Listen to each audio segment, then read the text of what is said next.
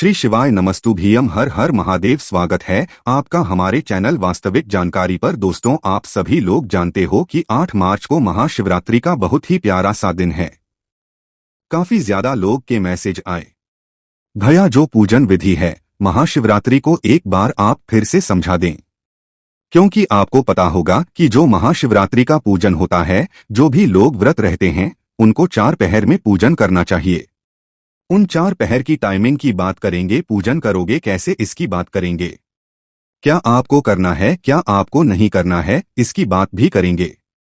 सारी शुभ की बात करने वाले हैं, तो वीडियो को पूरा देखिएगा ताकि चीजें आपको आसानी से समझ में आए और आप महाशिवरात्रि के इस पावन अवसर पर अपने घर पे पूजन अच्छे तरीके से कर पाओ। ठीक है, चलो समझते हैं। सबसे पहला काम आपको इस महाशिवरात्रि पे क्या करना है। आपको पार्थिव शिवलिंग का निर्माण करना है, जिसकी बात मैं आपको पहले भी बता चुका हूँ। ठीक है, पहली बात हो गई पार्थिव शिवलिंग बनाना है। दूसरी बात ये होती है कि आपको इस पार्थिव शिवलिंग को पेड़ की मिट्टी बनाना है। किससे बनाओगे? बेल पेड़ के नीचे की मिट्टी से बनाओगे।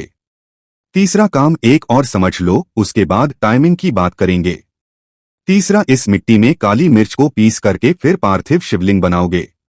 3 काम मैंने बता दिया जिससे आप पार्थिव शिवलिंग बना सकते हो। अगर आपको बनाना नहीं आता, आप YouTube पर सर्च करना पार्थिव शिवलिंग कैसे बनाएं, आपको वीडियो मिल जाएगी। चलो अब बात करते हैं इसके टाइमिंग की 4 पूजन होती है, वो हमें कब कब करना है समय समझो। सबसे पहले पहर की जो पूजन होगी वो आपको शाम को लेकर के 6:25 से स्टार्ट हो रही है और ये आपकी 9:28 तक होगी। पहले पहर की पूजन, ये मैं शाम के टाइम की बात कर रहा हूँ, शाम को 6:25 से स्टार्ट होगी और 9:28 पर खत्म होगी। इसके बीच में आप पूजन अपने घर पे कर सकते हो। ठीक है, पहली पहर की पूजन की बात समझ में आई। दूसरे पहर की पूजन की हम लोग बात समझ ले टाइमिंग, और ये टाइमिंग स्टार्ट हो जाती है आपकी 9:30 से। दूसरे पहर की जो टाइमिंग होगी वो स्टार्ट होगी और ये रात को 12:30 बजे तक रहेगा, यानी कि 9:30 बजे से 12:30 बजे के बीच में किसी भी समय आपको 2 मिनट 4 मिनट टाइम निकाल करके दूसरे पहर की पूजन कर लेनी है। ठीक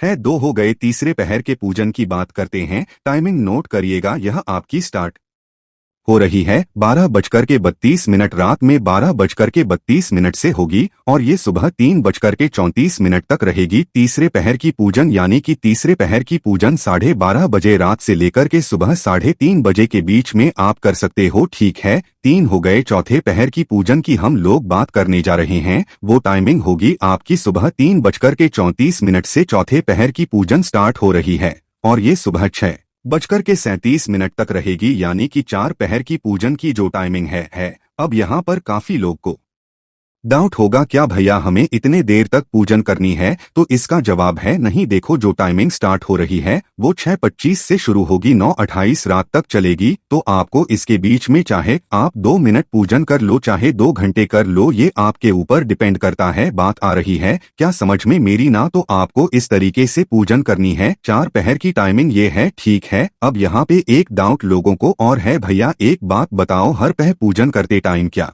हमें स्नान करना जरूरी है? तो इसका जवाब होता है हाँ, स्नान करना जरूरी होता है, लेकिन यहाँ पे भी कुछ त्रुटियां है। कैसे? अगर आपकी तबीयत बहुत ज्यादा अच्छी रहती है, बहुत अच्छे आप रहते हो, तब तो आप चारों पैर में स्नान करोगे, आप स्नान करो, निर्जला व्रत भी रहो। लेकिन ये सबके लिए लागू नहीं। अगर आपकी सेहत नहीं सही है, आपको डायबिटीज है, बीपी रहता है, तो आपको व्रत वगैरह निर्जला रहने की जरूरत नहीं है, आप फलाहार रह लो। ठीक है, मैं तो कहूँगा आप अच्छे तरीके से पूजन करो, व्रत भी मत रहो, क्योंकि तबीयत वगैरह आपकी ठीक रहेगी तो उससे महादेव खुश होंगे। और शुगर के पेशेंट को तो खासकर इन सभी चीजों का ध्यान रखना है, व्रत रहना भी है, निर्जला भूल कर भी मत रहेंगे कोई भी शुगर के पेशेंट, इस चीज को ध्यान रखना। ठीक है, बात आई क्या समझ में? तो अगर आपको स्नान भी करना है, चारों पहर की आपको गुनगुने पानी से नहाना है, थोड़ा सा ठंडा का टाइमिंग है, तो आपको इस चीज का ध्यान रखना है कि आपकी तबीयत ना खराब हो, जिससे आपका परिवार भी आपके पीछे परेशान ना हो। बात आई क्या समझ में? स्नान नहीं करना है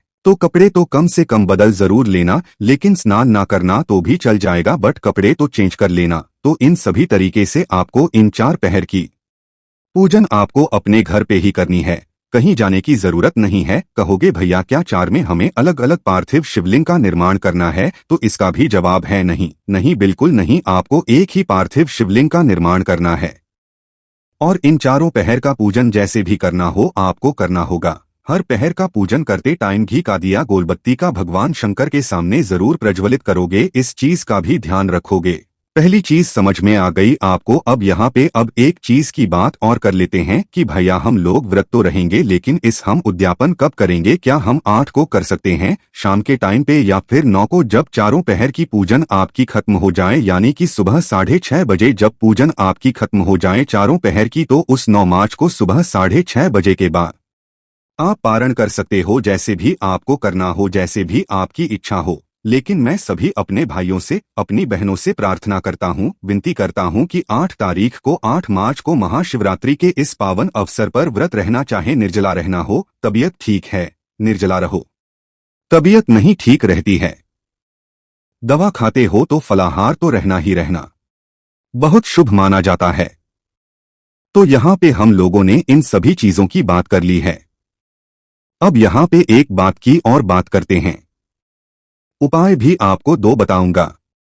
एक बात और समझ लो कि अगर आप 8 तारीख को व्रत होना तो सुबह ब्रश मत करना। ब्रश मेरी समझ रहे हो कि लोग मंजन लगाते हैं, कोलगेट फोलगेट पता नहीं कौन कौन सा, आप वो ब्रश मत करना। आप दातुन का इस्तेमाल करोगे, नीम का मंजन कर लो, बबूल मिल जाए ठीक है, थोड़ा अच्छा होता है। अब नहीं मिल रहा है तब तो ब्रश करो। अब चलो उपाय की बात भी कर लेते हैं। सबसे पहले उपाय की बात करते हैं। महाशिवरात्रि का जो सबसे फेमस उपाय है, पूज्य गुरु जी हर बार अपनी कथा में बताते हैं। आपको लेना होगा 1 कटोरी दूध। क्या लोगे? 1 कटोरी दूध लेना। इस दूध में आपको गौ माता का दूध होना चाहिए, कोई और दूध मत लेना। अब दूध लेने के बाद में आपको एक बेलपत्र भी लेनी होगी, बहुत ही प्यारी सी, बहुत सुंदर सी, ठीक है। बेलपत्र भी लेना। बेलपत्र को आपको इसी दूध के अंदर डाल देना है, ठीक है। और उसके बाद में इस दूध की कटोरी को उठाना। आपके घर में जितने भी कमरे हो, जितने भी रूम्स हो, उन सभी घरों में, कमरों में आपको कुंदकेश्वर महादेव के नाम से इस बेलपत्र से लगी हुई दूध को लेके घूमोगे, ठीक है। घूमने के बाद में चाहे तो दोपहर में 12 बजे या फिर रात को 12 बजे महादेव के शिवलिंग के पास जाना, अपने घर पे या फिर मंदिर में कहीं भी जा सकते हो, ठीक है। फेस रखना होगा उत्तर दिशा, नॉर्थ डायरेक्शन। यहाँ पे आपको 2 काम करना है। मतलब जो बेलपत्र उस कलश के, मतलब उस कटोरी के अंदर है, उसको निकाल करके आप अपने बाएं हाथ में, लेफ्ट हैंड में पकड़ लेंगे। पकड़ने के बाद में आपके कटोरी में जो दूध है उसी बेलपत्र के ऊपर, शिवलिंग के ऊपर दूध मत गिराना। आपको उस दूध को बेलपत्र के ऊपर गिराना है, जिससे वो जो दूध होगी बेलपत्र से होती हुई महादेव के शिवलिंग के ऊपर गिरेगी। बात समझ में? पूरा दूध जब आप समर्पित कर दो तो जो आपके बाएं हाथ में बेलपत्र है, अपनी कामना, अपने घर के कष्ट को समर्पित करते हुए माता अशोक सुंदरी के स्थान पे उस बेलपत्र को रख देना। जो भी व्यक्ति महाशिवरात्रि पे दोपहर में 12 बजे या फिर रात में 12 बजे इस उपाय को कर लेता है, उनके घर में हमेशा सुख, शांति, समृद्धि बनी होती है। करिएगा जरूर। यहाँ पे एक उपाय की बात कर ली है, एक बहुत ही छोटे से और उपाय की बात करते हैं, जो कि इस वीडियो का सबसे उपाय है। और इस महाशिवरात्रि पे आपको उपाय जरूर करना है, ठीक है। आपको लेना होगा 31 बेलपत्र। इसके बाद आपको कुछ नहीं लेना। कितने? 31 बेलपत्र आपको लेनी है। कहोगे भैया एक तो एक नहीं मिलती, आप 31 बता देते हो, तो 31 बेलपत्र नहीं मिल रही है तो जो बेलपत्र महादेव के शिवलिंग के ऊपर चढ़ है वही उठा लो, धूल करके इस्तेमाल कर लो। एक तांबे का लोटा लेना, उसमें जल भर लेना और इसके अलावा कुछ भी नहीं लेंगे। पहुंच जाएंगे महादेव के पास में। समझिएगा आपको फेस रखना होगा उत्तर दिशा। महादेव का पूरा परिवार शिवलिंग के ऊपर ही विराजमान है, तो आपको जो 31 बेलपत्र है वो कहीं पे भी शिवलिंग के ऊपर, लेकिन एक साथ मत चढ़ाना, एक एक करके कहीं पे भी पूरे शिवलिंग के ऊपर उस एक एक करके बेलपत्र को समर्पित कर देंगे। और उसके बाद में एक लोटा जल अपनी कामना, अपने विशेष को कहते हुए समर्पित करना। जब समर्पित करोगे जो जल होगा इन्हीं सभी बेलपत्र को टच करता जलाधारी से नीचे गिरेगा। इस जल को रोक लेना, जल को लेके घर जाना, पूरे घर में जल का छिड़काव कर देना। इस महाशिवरात्रि करके देखना 3 दिन के अंदर आपकी घर में कितनी पॉजिटिव एनर्जी आएगी, आपको खुद बिलीव नहीं होगा। करिएगा जरूर। मैंने कोशिश की आप सभी लोगों को डोट पूजा का पूरा टाइमिंग बताया है, कैसी पूजन करनी है इसकी बात की है। तो वीडियो पसंद आई हो तो लाइक करिएगा। हमने आपको इस उपाय को बहुत अच्छी तरीके से समझाया है। बाकी दोस्तों, इस उपाय करने में अगर आपको कोई भी दिक्कत परेशानी आती है, आप मुझसे परेशानी आए कमेंट करके पूछ सकते हैं। वीडियो अगर पसंद आए तो लाइक जरूर करना। साथ ही साथ चैनल को सब्सक्राइब जरूर कीजिएगा। श्री शिवाय नमस्तुभ्यम। हर हर महादेव।